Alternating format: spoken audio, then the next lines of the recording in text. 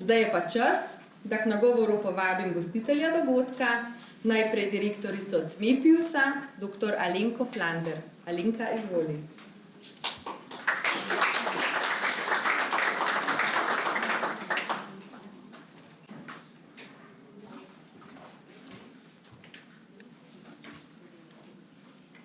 Dober dan, lepo pozdravljeni tudi z moje strani.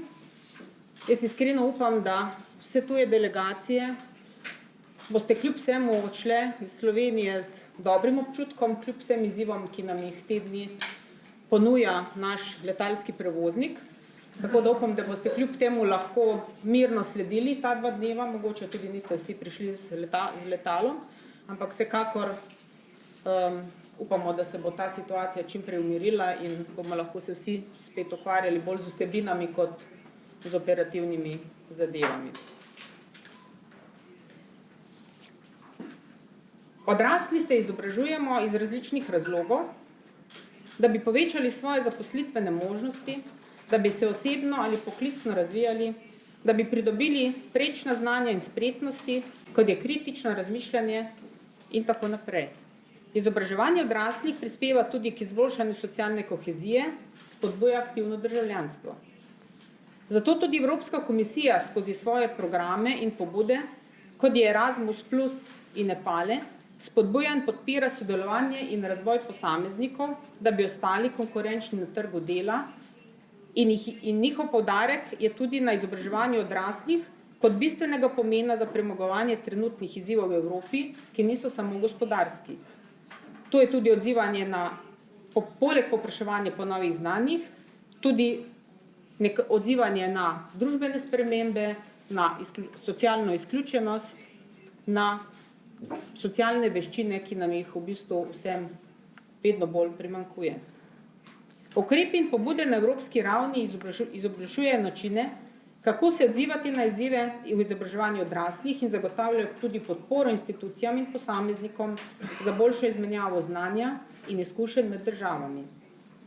Program Erasmus Plus zato spodbuja projekte in sodelovanja, namenjene boljšemu usklajevanju med področji politike, povečano učinkovitostjo in družbeno relevantnostjo, razvoj novih načinov za ozaveščanje, svetovanje in motivacijo učečih se, odraslih, ponujanje prožnejših možnosti za izobraževanje odraslih in boljši dostop do učenja na delovnem mestu. Zato je tudi v naslednji perspektivi področje izobraževanja odraslih namenjenih še več pozornosti kot v preteklem letu in predvidoma tudi več finančnih sredstev. Evropska komisija je v svoji skrbi za čim večjo preglednost in izmenjavo informacij ter razvoja politične smernice za izobraževanje odraslih oblikovala tudi elektronsko platformo za izobraževanje odraslih v Evropi EPALE. To je večjezični spletni prostor za izmenjavo, predstavitev in spodbujanje dobrih praks v izobraževanju odraslih in medsebojno učenje. Tekom let je EPALE skušal zajeti različne vidike širokega področja izobraževanja odraslih, ki kažejo na to, kako raznolike tematike in področja naslavlja. Od državljanske vzgoje, prostovoljstva, kariernega razvoja do medijske pismenosti, športa in družbenih medijev v izobraževanju odraslih. EPALE platforma zato predstavlja okolje za razširjanje novic, politik in rezultatov projektov in deluje v tesni povezavi s programom Erasmus Plus in njegovimi projekti. Erasmus projekti pa so zelo raznoliki in ne nazadnje tudi EPUO je Erasmus Plus program. Projekt, se opravičujem. Zato nas veseli, da smo na današnjem dogodku uspeli povezati več mehanizmov in struktur v skupno sliko, da tudi na ta način izpostavimo pomen sodelovanja in povezovanja ne zgolj evropskih pobud, ampak tudi nas, javnih zavodov, ki delujemo na istih področjih izobraževanja in za iste ciljne skupine. Veselim se našega skupnega druženja, informacij in novih znanj, ki si jih bomo pridobili in vas vse lepo pozdravljam. Hvala.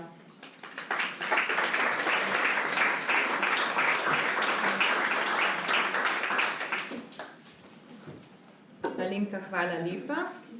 Torej, sodelovanje in povezovanje je ključno. Ne samo zaradi enakih ciljnih skupin ali pa istih ciljnih skupin, ali pa sorodnih področji, temveč tudi dan ima samo 24 ur, del in nalogi imamo veliko, želimo imeti prosti čas, druženje z družino, zato moramo čim bolj povezovati dogodke, če ne hodimo samo po dogodkih in potem nam zmanjka časa. K uvodnemu nagovoru povabim še direktorja Andragoškega centra, magistra Andreja Sotoška, ki se je pravkar vrnil iz še ene konference, tudi regionalne, Gradimo mostove, in mislim, da ima zanimive informacije za vse nas. Kaj ne, gospod Sotošek?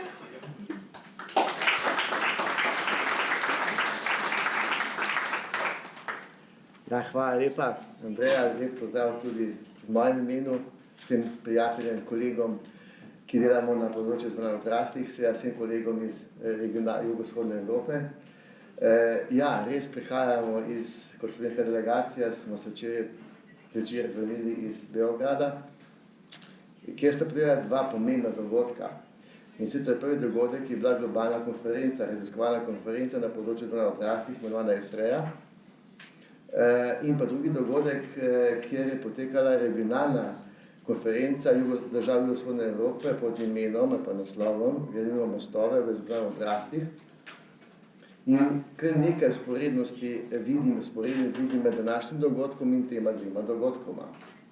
Prvo, pri tej globalni konferenci ESREA je bila temeljna tema, pa rdeča nit celotne konference, razprava, raziskovalna, praktike in pa seveda potem primer dobrih praks na temo paradigma med neoliberalistično vizijo razvoja in pa socialno državo. In tu se je videla vse paleta različnih razvojnih modelov poti na globalnem nivoju. V drugem konferenci, kjer smo se pa regionalno povezovali v smislu primerov dobrih praks na našem področju vzhodne Evrope v vzgoji odraslih, smo se tudi potem v nadaljevanju pogovarjali, kaj je tista odličnost, ki jo mi ocenjujemo kot andragogi, kot izobraževalci odraslih v našem področju, kaj so tisti elementi odličnosti. In izpostavili smo 5 takih ključnih področij, se pravi, kot so programi, učitelji, se pravi izvajalci, vodenje, potem oprema in pa pogoji, materialni pogoji in pa seveda sodelovanje in še enkrat sodelovanje.